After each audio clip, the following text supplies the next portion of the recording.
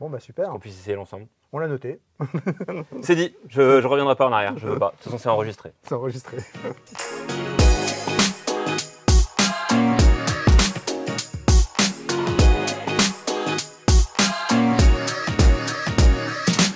Salut les riders, j'espère que vous avez la pêche. Aujourd'hui, je vous accueille au sein de Furigan.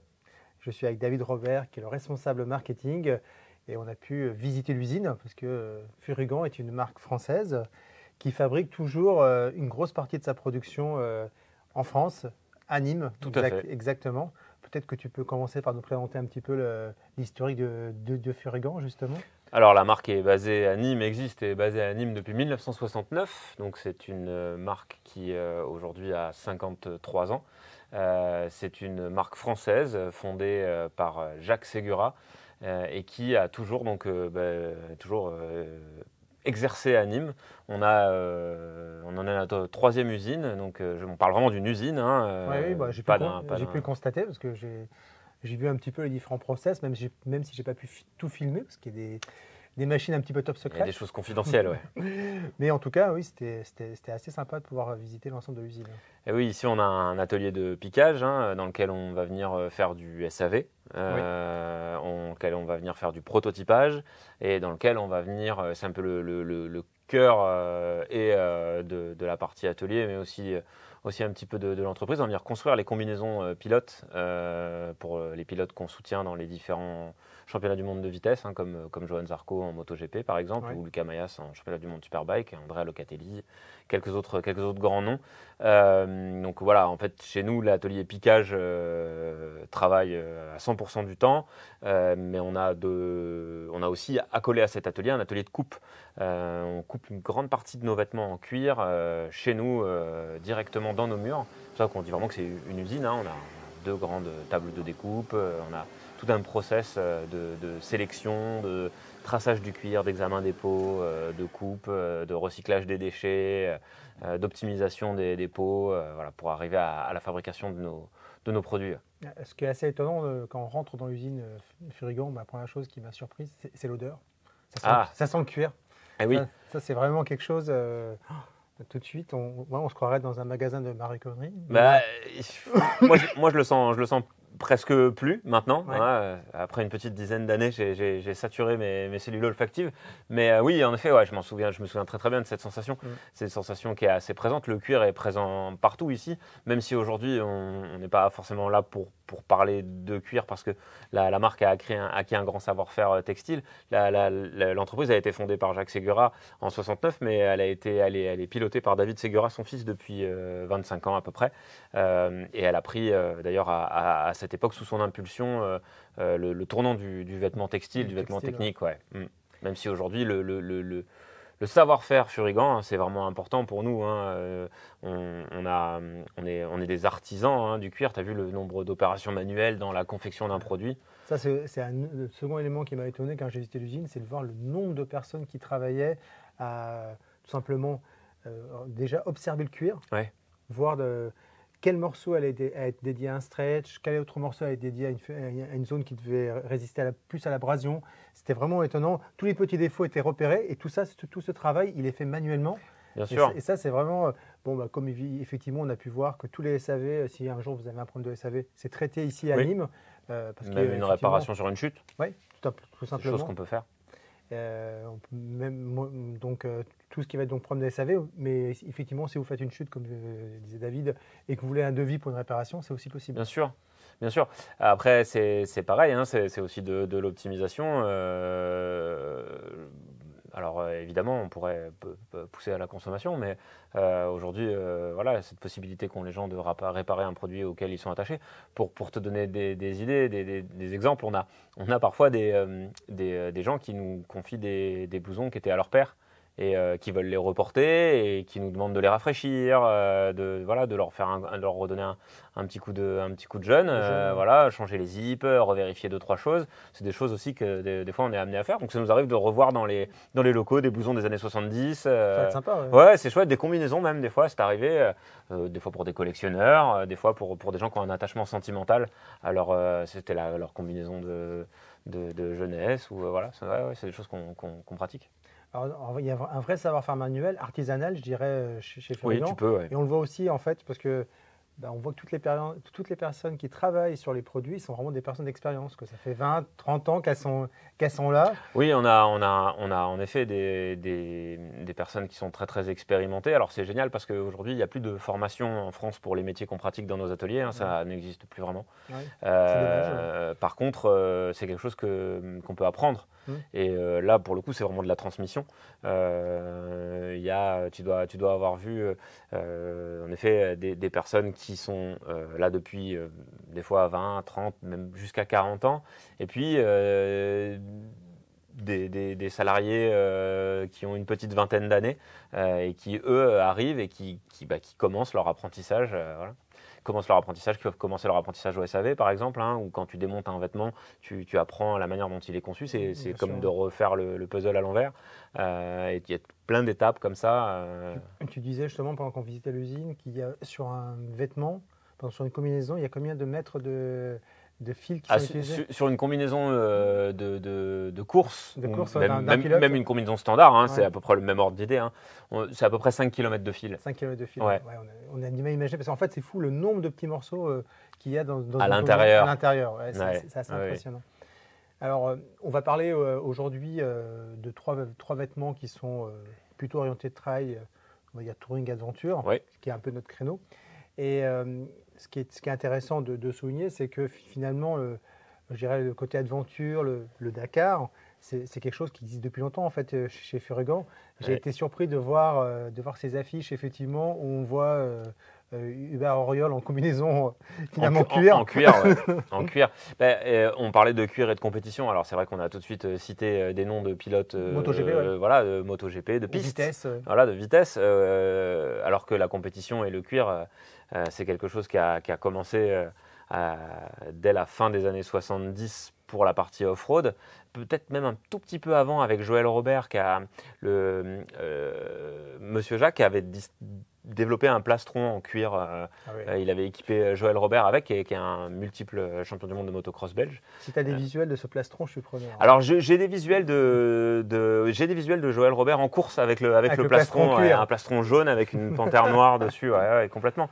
Ça, ce sont des produits qui étaient à l'époque faits intégralement en cuir, et donc les pilotes du Dakar roulaient eux aussi intégralement en cuir. En cuir. Complètement. Aujourd'hui, le progrès des matières textiles, on le voit, même nous, hein, sur nos vêtements typés aventure, touring, on va plutôt basculer sur du textile, notamment parce que les propriétés de respirabilité, de confort, de polyvalence sont plus importantes que le cuir, qui sont pour le coup dédiés plutôt à résister à des contraintes d'abrasion, ce genre de choses. Encore que le cuir, s'il n'avait pas...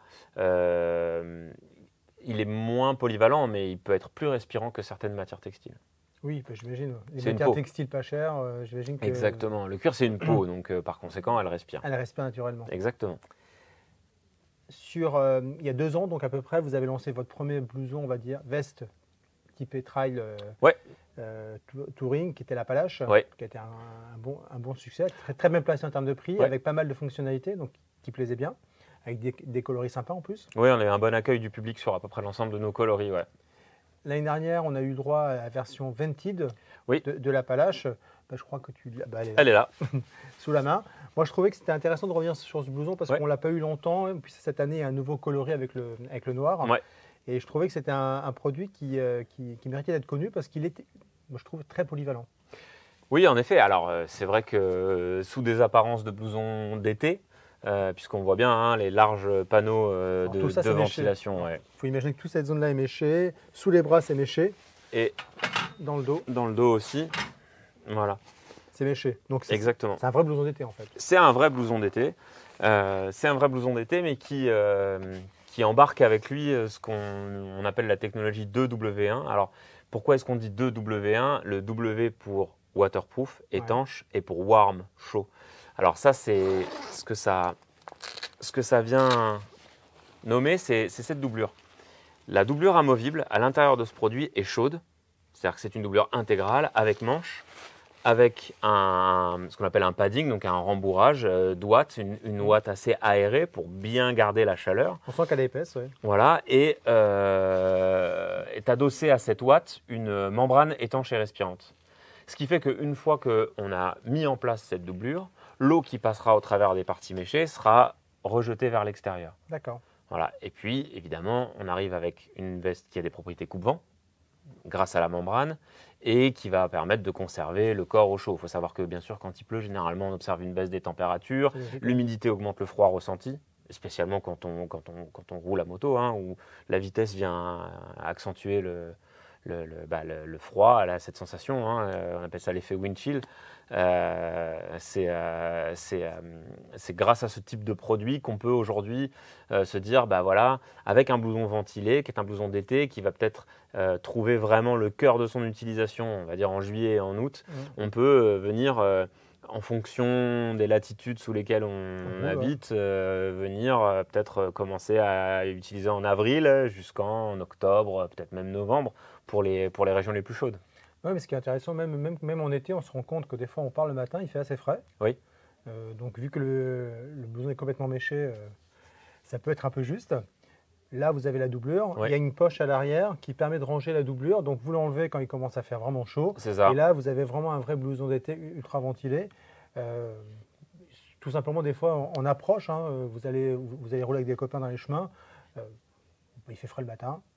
Vous avez la doublure, vous la rangez et après vous avez un vrai blouson pour faire du trail qui va être respirant, qui offre quand même une bonne résistance à l'abrasion parce que on est sur des protections en D3O. Ouais. Et ce que tu expliquais, c'est qu'à l'intérieur, tu as en plus des renforts sous ces protections. Exactement, ouais. C'est ce qu'on appelle la doublure Skin Protect. C'est des zones où le polyester qu'on trouve à l'extérieur est doublé pour s'assurer d'une protection contre l'abrasion qui atteint les niveaux demandés par les normes. Aujourd'hui, en plus de ça, il faut quand même se rendre compte qu'on est sur des produits qui proposent donc de manière non optionnelle des protections épaules et coudes, mais de manière optionnelle protection dorsale. Alors pourquoi de manière optionnelle? On nous pose souvent la question. Ouais. Il y a eu une époque où on mettait des protections dorsales. Aujourd'hui, on n'en met plus parce que le taux d'équipement est tel qu'on ne veut pas faire acheter une deuxième fois la protection dorsale aux utilisateurs s'ils en ont déjà une et qu'ils veulent simplement la transférer. S'ils ne veulent pas s'embêter à la transférer, qu'ils veulent en acheter une deuxième, le choix leur est laissé. Hein. Mais aujourd'hui, donc, la protection dorsale est optionnelle. Et sur ce produit, on a aussi la possibilité de mettre des protections pectorales, des 3O optionnelles. C'est le cas de la Palache aussi. Hein. La Palache non ventilée. Ouais, en fait, là, toute la gamme un peu Touring Adventure dispose de poches pour ça. Ouais. Et ça, je trouve ça bien parce qu'en fait, c'est tout simplement c'est du D3O une fois de plus. Donc, vous commencez à connaître, c'est ultra souple. Ouais. Et puis, alors c'est en deux parties, donc ça ne vous gênera pas au niveau du zip. C'est ça. Et puis, c'est ventilé. Exactement. Exactement. Ça évite de se mettre une couche qui, pour le coup, si elle n'était pas ajourée, ne serait pas respirante contre le corps. Donc, ça permet aussi de transmettre le flux d'air. C'est une protection qui est optionnelle, mais qui commence à équiper de plus en plus nos produits. Alors, notamment pour cette gamme-là, tout ce qui est Touring Aventure, mais aussi sur les produits racing. Tout ce qui est blouson un peu sport, etc., dispose aussi des emplacements pour insérer ce type de protection. Ouais. Il ne faut pas oublier qu'en fait, souvent en cas de chute, au départ, c'était assez négligé, mais finalement, surtout en off-road, on se rend compte qu'on peut passer par-dessus, tomber effectivement vraiment sur la poitrine. Sur la poitrine.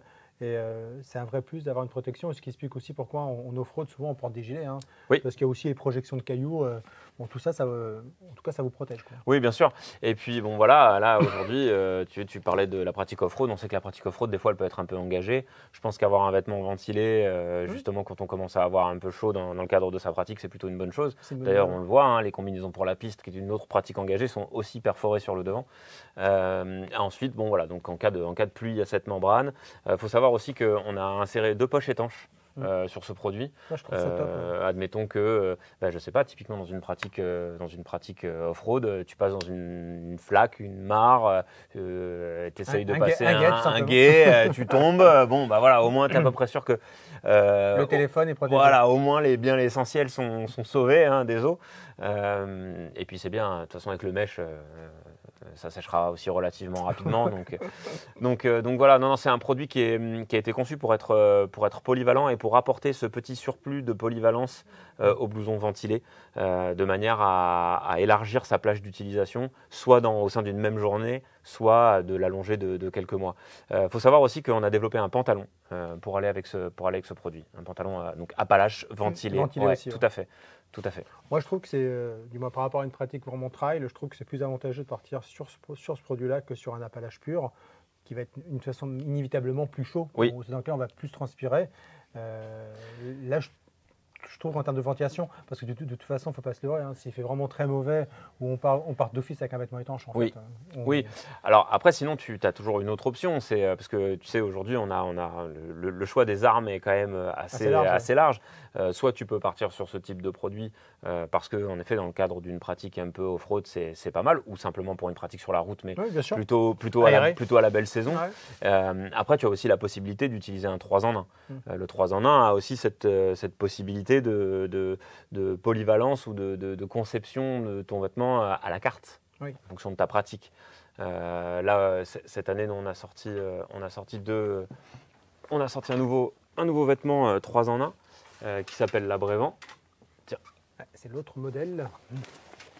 Alors juste pour préciser, le Appalache en version Ventil n'existe pas pour les dames, ce qui est dommage. Pas encore. Pas encore, mais ça ne serait tardé à première vue. Mais sinon, la version normale existait déjà en Lady, ce qui permettait de pouvoir assortir effectivement l'homme et la femme sur la moto. C'est ça, sur Appalache et Appalache Lady, c'est des combos de couleurs. Donc à chaque fois, il y a les combos veste plus pantalon, homme et femme, dans des couleurs qui peuvent être assorties ou pas. Alors, ça, c'est la Brévent. Ça, c'est la Brévent. Alors, la Brévent, on est sur un produit 3 en 1. Alors, c'est un produit qui est déjà positionné, on va dire, dans la partie moyenne gamme. C'est un produit qui est commercialisé à 299 €. Ouais, on est quand même en dessous de 300 €. On est quand même en dessous de 300 €. On est sur un produit qui, alors, si on le regarde d'extérieur, est extrêmement bien équipé, notamment en matière de sécurité, puisqu'on a pas mal de rétro-réfléchissants, épaules, coudes, du ripstop. Là, ce sont une matière qui est extrêmement résistante à l'abrasion et à la déchirure, donc sur des zones où elle peut être très sollicitée, que ce soit sur la route, lors d'une chute ou même en off-road. Alors c'est pareil, on a pas mal de rétro-réfléchissants aussi au dos. Où toute cette zone-là est rétro-réfléchissante, ici. On a pas mal de petits ajouts à des endroits qui aident à optimiser la visibilité. Et puis comme on le voit là, ici, on a de larges panneaux de ventilation en mèche qui sont amovibles. Voilà. Alors c'est pareil, au niveau des ventilations, on a pas mal de ventilation à l'avant. Évidemment. Voilà, ici on en a sur les bras. Donc tu es sur une ventilation qui se manipule avec 2 zips. Oui, ça c'est pratique. Ce qui te permet d'enfiler ton blouson facilement, de régler ta manche ou plus simplement de choisir un petit peu dans quelle mesure tu vas ouvrir ou fermer ta ventilation, à quel niveau tu veux que l'air pénètre. Hop. Tu as évidemment aussi pas mal de poches sur tous ces vêtements-là. Aujourd'hui, c'est vraiment devenu indispensable. Il y a des poches devant, il y a des poches à l'intérieur. Il y a une petite poche ici qui peut servir pour un télépéage ou une carte bleue. Aujourd'hui, avec le sans contact, on peut aussi payer. C'est vrai qu'on a qu'à tendre le bras. On peut aussi payer sans enlever la carte de la poche. Pour autant, si tu voulais l'enlever, on a mis un petit système de zip avec un lien qui te permet de retrouver ton zip assez facilement pour ouvrir et fermer. Multiples réglages, multiples ventilations. On a parlé des bras, mais il y en a aussi ici. Les panneaux ici s'ouvrent et se ferment. Et puis le gros intérêt du 3 en 1, c'est que lorsque tu enlèves les doublures, tu peux déboucher directement sur le corps de l'utilisateur, donc avoir une ventilation vraiment très présente. Alors ici, il est monté avec les 2 doublures, tel qu'il est commercialisé dans les magasins. Doublure chaude, même conception que l'Appalache qu'on a vu juste avant, l'Appalache Ventil. Oui, c'est assez ouaté, c'est assez épais. Exactement, à ceci près que cette doublure, tu peux l'enlever pour ne conserver sur toi que la doublure étanche. Voilà. Donc ici, il faut savoir que tous les combos sont possibles. Tu peux c'est-à-dire que ce n'est pas une succession que tu es obligé de mettre. Tu n'es pas obligé de mettre 2 puis 3. Tu peux mettre seulement 3. Oui, bien sûr. Ou seulement 2. Ah, tu peux mettre que la doublure thermique par exemple. Oui, tout à fait. En fait, comme tu peux le constater, ici, le zip de fixation est fixé à l'intérieur, ce qui peut là, voilà, rattraper le. D'accord. Voilà. Donc ça te permet de faire le blouson que tu as envie de faire, en sachant que derrière tu as une poche aussi, tu peux éventuellement stocker en attente une des doublures si jamais tu en as besoin. Bien sûr, on est aussi sur un produit qui propose poche étanche. Ah, d'un seul côté, Oui, d'un seul côté, oui. Alors je vois qu'on ne peut pas mettre de protection pectorale sur celle-là par rapport à l'Appalache. Non, en effet, on peut mettre une protection dorsale, mais pas une protection pectorale, et ça en fait c'est lié à l'enchevêtrement des doublures, qui fait que en fait, pour pouvoir avoir cette polyvalence de doublure dont on parlait il y a un instant, de mixité des doublures, il faudrait que la poche soit à l'intérieur et qu'elle soit là, sinon elle serait traversée par le zip, on ne pourrait pas, la fixer. On ne pourrait pas manipuler. Non, ouais. C'est quand même un blouson qui a une orientation plus touring que je dirais que chemin. Oui, on peut. Après, c'est quand même une grande polyvalence qui est offerte par ce produit. Mais c'est vrai que quand on fait du chemin, des fois, c'est pas comme sur la route où tu commences à avoir un peu froid ou un peu chaud, tu te dis bon, je vais m'arrêter, tu t'arrêtes tranquillement à une aire ou sur le bord de la route ou dans un village, hop, tu prends le temps de mettre ton truc. Des fois, sur les chemins, tu es dans les bois, d'un coup il fait chaud ou d'un coup tu dois traverser un gué, il faut fermer toutes les aérations. Dans ces cas-là, je pense qu'un vêtement laminé a beaucoup plus de pertinence. En tout cas, pourra réagir de manière plus rapide que sur un produit 3 en 1. Après, il faut savoir aussi que on a pensé les répartitions couleurs de ce produit pour qu'il puisse, dans ces 2 versions claires, ne pas être trop chaud l'été. Oui. Et puis, pour matcher avec le pantalon Appalache aussi. D'accord, oui. Voilà. Moi, ce que je trouve intéressant, c'est vraiment le nombre de ventilations. On a vraiment ces grands panneaux, le fait qu'on puisse régler. Moi, j'aime bien tous les petits détails. Ici, on voit qu'effectivement, le zip est caché, donc il ne flotte pas au vent. Le col qui s'ouvre, ça c'est pareil. Mais ça, on le retrouve sur l'ensemble de la gamme. Que tu peux attacher avec une finition en néoprène. Ça, c'est vraiment pour des questions de confort. Toutes les poches qui ont effectivement des petites évacuations. En effet, ouais. Pour la transpiration. Ou l'humidité. Alors, elles sont sans être étanches à 100%, elles sont quand même conçues avec un rabat de manière à ce qu'on puisse vraiment minimiser les infiltrations d'eau. Après, c'est aussi un produit qui, comme tu sais, comme il est conçu avec des doublures amovibles pour respecter un petit peu le taillant dans toutes les configurations, c'est un produit qu'on a doté de pas mal de réglages aussi. Hein, tu vois, tu as une sangle ici. Oui. Et tu as une pression ici qui te permet de diminuer le tour de biceps. Et puis, tu as des ajustements à la taille et aux hanches. Oui, mais ça, c'est important parce qu'effectivement, vu que c'est un 3 en 1 et que quand vous commencez à enlever les couches, et oui. Le blouson devient soudainement plus grand. C'est ça. Ça, c'est quelque chose auquel il faut bien penser à l'achat. Pas le prendre trop grand. Pas le prendre trop grand. Pas le prendre trop grand en se disant, s'il fait froid cet hiver, je vais mettre un gros pull. Il vaut mieux avoir une sous-couche thermique type sous-vêtement thermique, peut-être éventuellement une petite couche de confort et après le vêtement fera le reste. Oui, bien sûr. Ce qu'on explique souvent, en première couche thermique près du corps. C'est ça. Là, vous avez la deuxième couche. Non, on a une deuxième couche thermique. Elle est déjà intégrée, donc c'est pas la peine de la rajouter. Donc normalement, vous n'êtes pas censé mettre plusieurs couches parce que quand on met plusieurs couches, on transpire et puis à partir du moment où on transpire, on a froid tout simplement. Oui, et puis toutes les couches qui nous séparent de l'extérieur du vêtement diminuent en fait la capacité qu'on a à évacuer. Exactement, la respirabilité du vêtement. Hein. Donc ça fait partie des choses qui sont aussi importantes à noter. Aujourd'hui, on parle souvent de respirabilité, de membrane. Une membrane, c'est un élément du vêtement. Et il y a tout le reste. C'est-à-dire que tu peux avoir la membrane la plus respirante du monde. Si devant, tu as... un textile de mauvaise qualité, ça respire pas. Eh ben non, tu pourras pas, ça ne fonctionnera pas. Enfin, en tout cas, il y a une barrière qui ne sera pas passée. Donc le résultat ne sera pas celui auquel on pourrait s'attendre. Exactement. Donc ça, c'était la Brevent. Oui, c'est ça. Donc 299 €. Moins de 300 €. Moi, je trouve que pour le prix, elle est plutôt bien équipée. Et après, donc on parlait de laminé justement. Oui. Vous avez sorti un laminé. Oui, on a sorti un laminé qui s'appelle la Voyageur, alors qui s'appelle la Voyageur 3C, 3C pour 3 couches, parce que c'est ce qu'on appelle un laminé 3 couches, où là on va avoir un vêtement.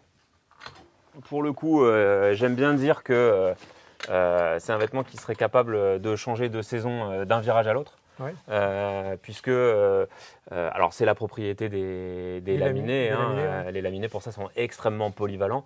L'avantage de ces produits, c'est que tu n'as pas de membrane entre l'utilisateur et la coque extérieure. C'est la matière qui est contrecollée avec la membrane. Et donc ça veut dire que lorsque tu ouvres les ventilations, comme ici, tu vois, on a une large poche de ventilation. Jamais facile d'ouvrir quand c'est pas sur toi. Exactement. Là, en plus, tu as un petit réglage là qui va te permettre assez facilement de venir ouvrir les ventilations pour essayer d'emmagasiner un maximum d'air. Ici, tu es directement sur le corps de l'usager. Ouais. C'est pour ça aussi que toutes les constructions sont faites en zip étanche, parce que évidemment, quand c'est fermé, il faut que ça fasse barrage à l'eau. Ça fasse barrage à l'eau. Ça, c'est vraiment l'avantage du laminé. C'est un peu ce qu'on... nos clients sont habitués parce que vu qu'on commercialise Climb, on fait du laminé en Gore-Tex, etc. Mais là, effectivement, on a un produit qui est beaucoup plus léger qu'un produit 3 en 1, inévitablement. Vous avez des couches en moins. Bien sûr. Et puis, le fait que la membrane soit directement contre-collée, on a quelque chose qui est assez souple. C'est un produit qui est plus fin, plus souple. Ce qu'on appelle la vestibilité est plus évidente en fait. Ça ressemble plus à un vêtement traditionnel, classique, moins à un vêtement de moto traditionnel. Alors évidemment, ça a un coût, puisque outre le fait qu'il faut utiliser des matériaux avec une très bonne respirabilité, avec des membranes, qu'il y a les étapes de contre-collage, il y a aussi toute une étape d'étanchéification du produit, parce que tu peux assembler 2 matériaux étanches entre eux à partir du moment où tu fais des trous dedans avec une aiguille pour faire les coutures. Ça marche moins bien. Voilà, forcément tu endommages. Alors évidemment, si tu prends 10 minutes de pluie, tu ne vas pas le ressentir, mais nous quand on dit qu'un vêtement il est étanche, c'est pas pour 5 minutes. Ouais. Donc ce qu'on fait, c'est qu'on vient contre-coller, on vient étanchéifier chacune des coutures avec une bande qui vient se poser à chaud et qui vient se fondre dans la couture, sur les fils, sur les trous, pour réétanchéifier les brèches qu'on a fait avec l'assemblage. Ça, c'est une étape qui est assez longue, qui demande quand même un bon savoir-faire. C'est généralement des opérateurs qualifiés qui font ça. C'est assez délicat. Et c'est délicat parce que si jamais, au moment où tu appliques cette bande, un pont se fait, ça fait une brèche pour l'eau. Et ça ne pardonne pas. On sait que l'eau est rusée. L'eau passe partout où elle pourra passer, elle passera. C'est assez impressionnant. Alors, donc là, chaque petite couture, donc on voit le nombre de coutures sur le vêtement, a fait l'objet de ce procédé pour effectivement éviter qu'il y ait une faiblesse à ce niveau-là. Exactement. Donc là, tu vois, on parlait des ventilations. Alors, il y en a aussi sur l'avant-bras. Exactement, il y en a sur l'avant-bras, des 2 côtés. Ici, on retrouve une poche. Ça, c'est une poche plus liée justement au télépéage, qu'on n'a pas retrouvé ici puisqu'on a préféré y mettre la ventilation. Et il y a des extracteurs aussi, derrière les bras et dans le dos. Là et ici. Voilà. Oui, donc on a 4 entrées devant. Oui. Et 4 sorties à l'arrière en extracteur. Exactement. Plus le col qu'on peut ouvrir comme dans l'ensemble. Plus le col que tu peux ouvrir un petit peu dans. Ouais, exactement.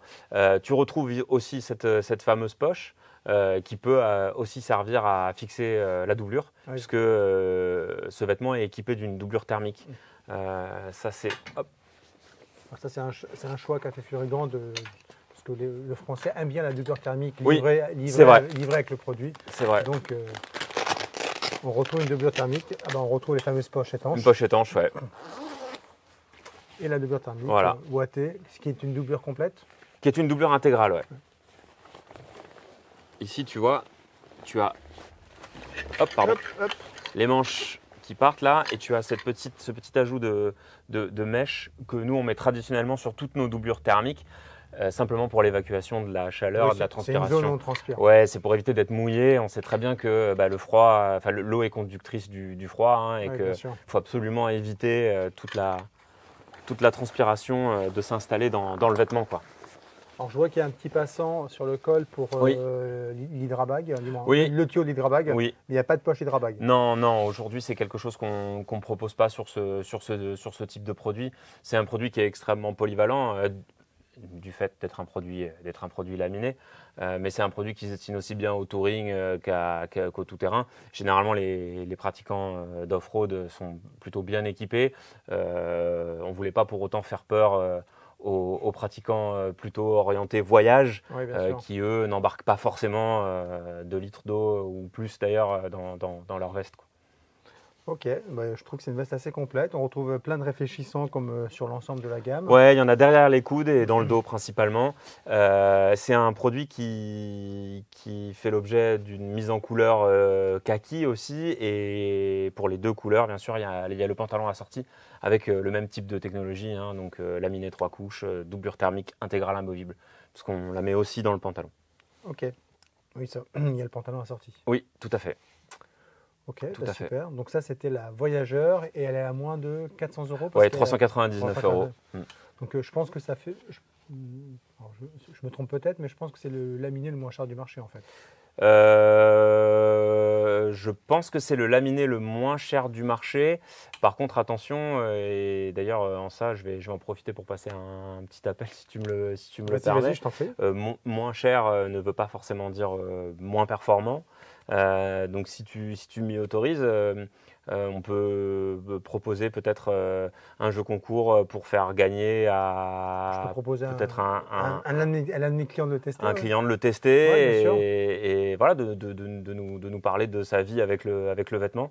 Il n'y a rien de tel qu'un retour terrain. Jusqu'à maintenant, les retours terrain, parce que c'est un vêtement qu'on a fait tester à plusieurs pratiquants trail off-road ces 7-8 derniers mois, justement. On l'a mis un peu à l'épreuve du terrain pour vérifier que ce qu'on avait conçu soit bien fonctionnel. Les retours sont très bons, alors pas de souci. En tout cas, la construction paraît cohérente, donc le produit doit être bien. 399 € pour le haut et 319 € pour le pantalon. Voilà. D'accord. Ouais. On fera gagner un combo, hein, de manière à ce que super. qu'on puisse essayer l'ensemble. On l'a noté. C'est dit, je reviendrai pas en arrière, je veux pas. De toute façon, c'est enregistré. C'est enregistré. Parfait. Mais merci beaucoup en tout cas pour cette présentation, David. J'espère que ça vous a plu. Si vous avez des questions, n'hésitez pas. Vous les posez comme d'habitude sur les réseaux sociaux. On y répondra avec plaisir. À très bientôt les riders. Merci, au revoir.